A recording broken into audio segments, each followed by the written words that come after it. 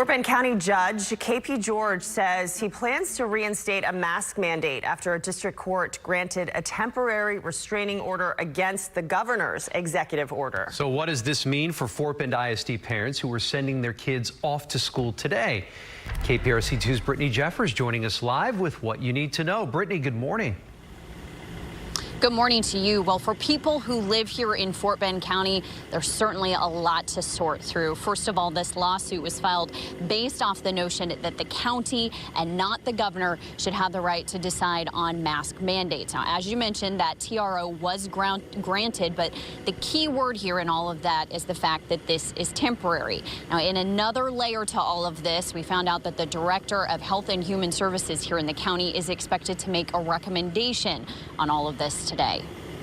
The fight over face masks is taking a new turn in Fort Bend County. Yesterday, the county attorney filed a lawsuit for a temporary restraining order against Governor Greg Abbott's executive order GA38, which bans mask mandates. We cannot sit idly by and ignore the medical professionals to comply with GA38.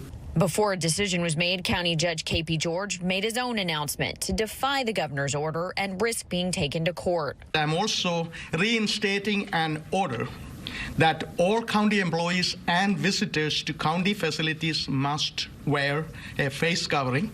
This order will also include the requirement that face covering be worn inside public school buildings. A district judge granted that TRO request, giving county officials the right to decide. The impact to schools, however, is not as immediate. This means if you have students in Fort Bend ISD or Stafford MSD, face masks are still optional today.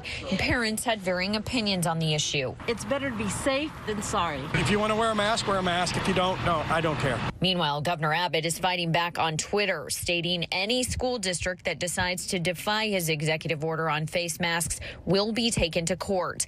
The governor says the path forward relies on personal responsibility and not government mandates.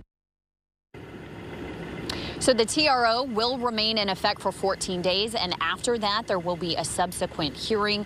Now, coming up at 6 o'clock, we spoke with a legal expert, and he was weighing in on just how strong of a footing the county has against the state's executive order. Reporting live this morning in Fort Bend County, I'm Brittany Jeffers, KPRC 2 News. All right, Brittany, thank you.